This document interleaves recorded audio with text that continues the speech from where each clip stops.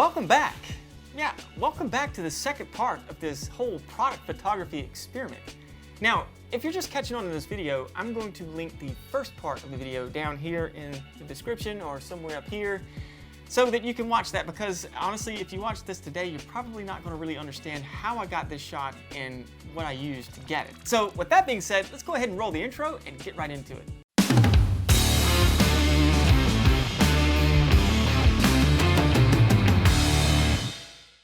So before we get started and get down into the nitty-gritty of this whole product photography shoot that I was doing, I just want to get across that this video was me not trying to tell you that you do not need professional lighting to get product photography shots. Obviously, professional lighting is designed by professionals who know what professional photographers need. What I'm really trying to tell you is that if you are not in the market for this type of lighting, don't let that be a discouraging factor for you to quit and not try. So let's go ahead and get into Lightroom, and I have already selected the shots that I wanted. I really just used Lightroom to kind of go through and weed out the ones that I didn't like and the ones that I did like. Therefore, I could go ahead and put those into Photoshop and go from there to do all of my editing. The reason is let me show you. Look at this. See all this dust? All of this stuff right here, you got lint, you got all of this cosmetic damage done to the GoPro, because let's face it, this is a GoPro Hero 7, and it's 2 years old, and I've put it through its paces. So these things I need to fix, like this damage right up here. Things that you really don't notice until you get down to do a close-up shot. So, didn't know where all this dust came from, obviously from my house or from the outside environment. So we're gonna have to go into Photoshop and use their spot removal tool system, because I think it works a heck of a lot better than Lightroom's. Even though they're made by the same company, I've never understood why they aren't the same. I don't know. So let's jump on into Photoshop, and I'm gonna flip back and forth between Spot Healing Brush Tool, and then going through the Clone Stamp Tool. There's times and places that I use each one of those to either save some detail or to fix some areas that you just really can't fix just using the Spot Removal Tool.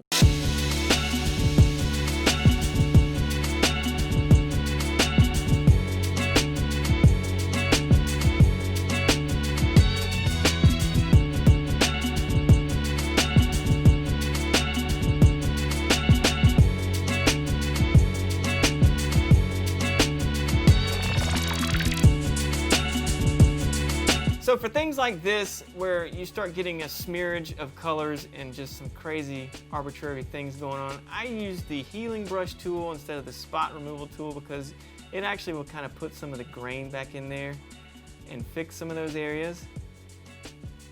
And that kind of usually smooths things out a little bit. And then I can go back in with the Spot Removal tool and kind of blend that even better. A lot of it is really just trial and error. You just have to try to find something that works until it looks the way you want it to look.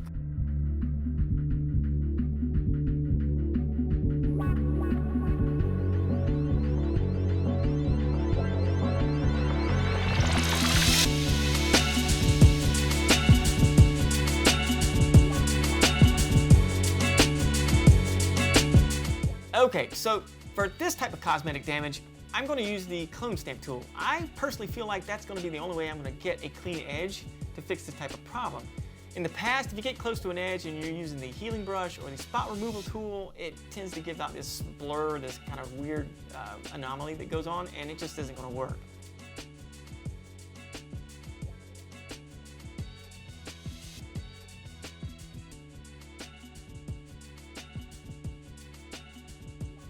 And in the words of Mr. Lucky Charms, that is magically delicious. Fixed it, no problems whatsoever.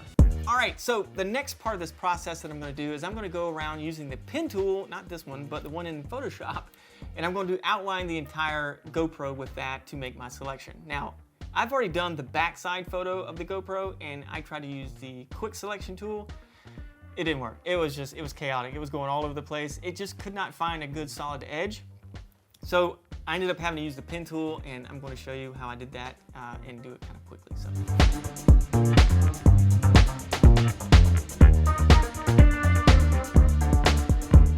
Okay, so using the pen tool, I've gone around and selected the entire GoPro Hero 7. So now I'm going to go up here to the top and click on Selection. It's going to give me a menu saying, do you want to feather the radius? Yes, I do, and I'm probably going to use just 5 pixels.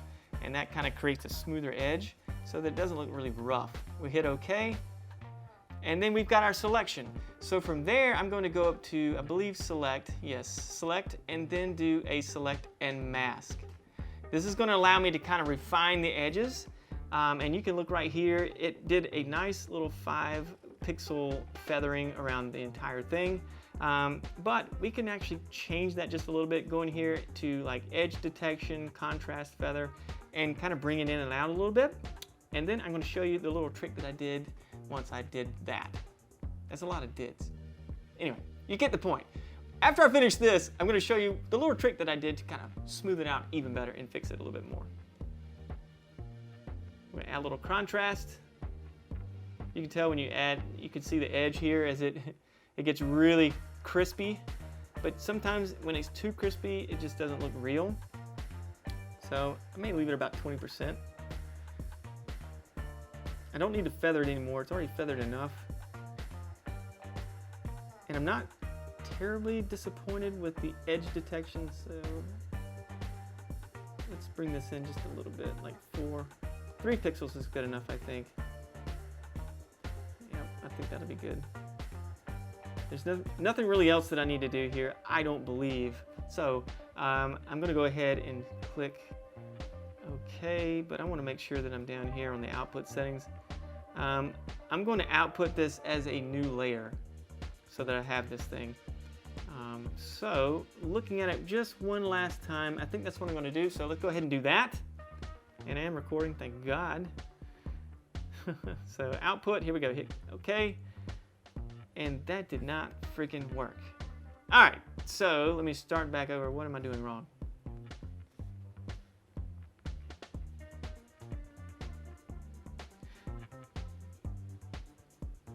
So now that I've gotten this all done, I'm going to look at it one more time, and then we're going to go ahead and output this thing as a new layer.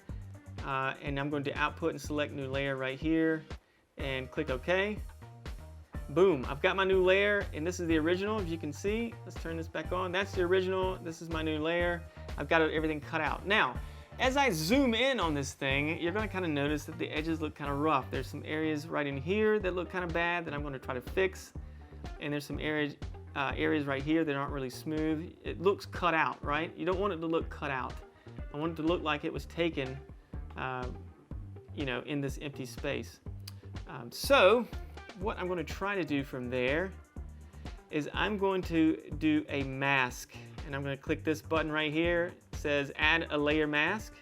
Add that, and then I'm going to use the black and white colors and the paintbrush tool to kind of push and pull these edges and feather them and get them to fill out the way that I want them to fill out, so that this image looks like it was taken just in ambient space. There was no background.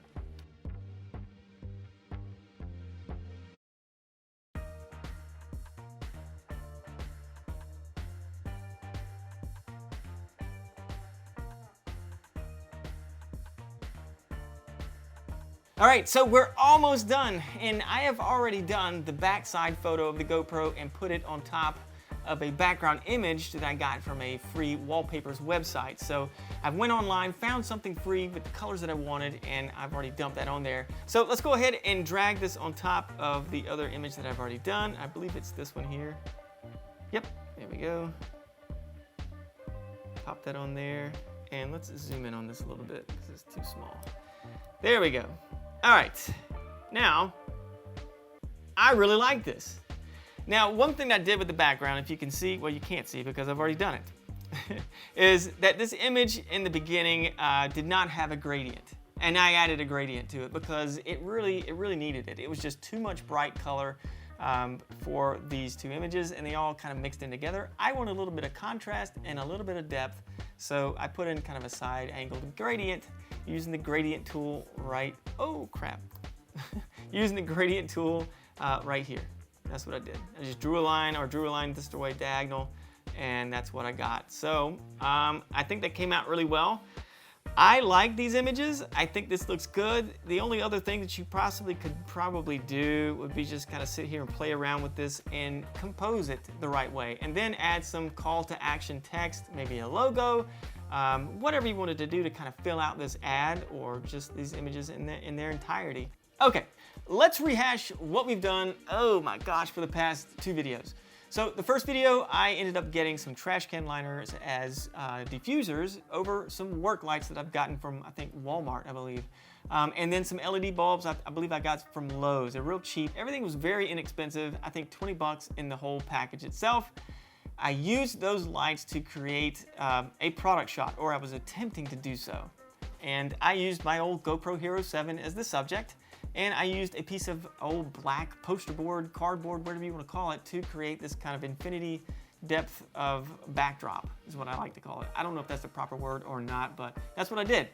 So once I added all that stuff in there, took the shots that I wanted, I then proceeded to put them into Photoshop, as you saw in this video, and then cut them out, edit them, get them looking just the way I wanted them to, which in essence really took a lot of work. It was a lot of dust removal and a lot of edge correction and things like that. I'm not sure if using professional lighting in a professional studio would eliminate some of this work. Maybe you'd have to do some spot removal, but I think ultimately to get the shots to look the way they did using the mediocre equipment that I had, it calls for a lot more work. With that being said, what did I take from this? What did I learn? Well, I learned that if you don't have professional lights, that should not be a reason to not try to do, product photography. Don't limit yourself because of the equipment that you've got. Use what you have and get creative and use it to your entirety. I mean, use it as good as you can use it and learn to use it as good as you can use it. Second of all, doing this shot really kind of educated me on an idea because if I can zoom in on this thing a little bit here, this is the other thing that I learned. And this is a good learning experience. If you look right here, you can tell that some of this product shot for this GoPro is not in focus. That's not good. I'm not a professional product photographer by any means, but the way I'm looking at this is, if you're taking a headshot for somebody, right? You don't want their eyes out of focus and their nose in focus. You want the eyes and nose, you want the whole face in focus, because after all, that's what it is, a headshot. You're trying to look at that person's face, right? And if you're doing a product shot for GoPro or for anything really for that matter, you don't want half their product in focus and half of it not in focus, unless it is some type of a creative shot. That's what I'm guessing, that's what I'm kind of assuming, but you know what assuming does. So with that being said, I didn't like the fact that half of this GoPro was in focus and half was not. And I was using an f/16. We're talking, a very large depth of field, and I figured that that was going to get everything in focus. It looked like it was, but it was not, as we can see right here. Then I thought, well, maybe I was just too close with the camera. Was that the problem that I was having? I don't know. Maybe it was the glass I was using. Was it not good enough? Is there a special glass that these professional product photographers use? So then I thought of a remedy on how to fix this. And I thought, you know how people do HDR photography? They do bracketing, right? They do like 6 shots and they're all different values of exposure. And then they mix them all together and you have this wonderful HDR image, right? I thought about doing the same thing but using it to focus. So what I would do, looking here at this image, is that you can see this is in focus, that's out of focus, but this is in focus. And then this is in focus, but then this edge back here falls off and it's out of focus. This is in focus, this logo's in focus, but then it falls off and this becomes out of focus. So what I figured I would do was, the next time I try this, I'm going to focus on all of these different areas that I feel are trouble areas and take it an accurate pin sharp image. And I'm not going to move the camera, I'm not going to move the GoPro. And then I'm going to combine all those images into Photoshop and then use the masking tool like I did in the first part and mask away those blurry areas so the sharper image will come through. Therefore, in the long run, when I merge it all together, I'm going to have a super tack sharp image on every angle of that GoPro or whatever product that I'm shooting. I'm not sure if that's how the pros do it. That's the only remedy that I could think of. And I would not have known that or even thought about that process if I had not pushed myself to make this work. Now, is this a perfect product shot? No. Does it look good? I think it looks pretty good. The only problem I see with the lighting is that I was too close with the red light. If you're doing product shot, you don't want to make the shot look different or the product look different than what it really looks like in reality, right? You don't want this to look like it's red on one side.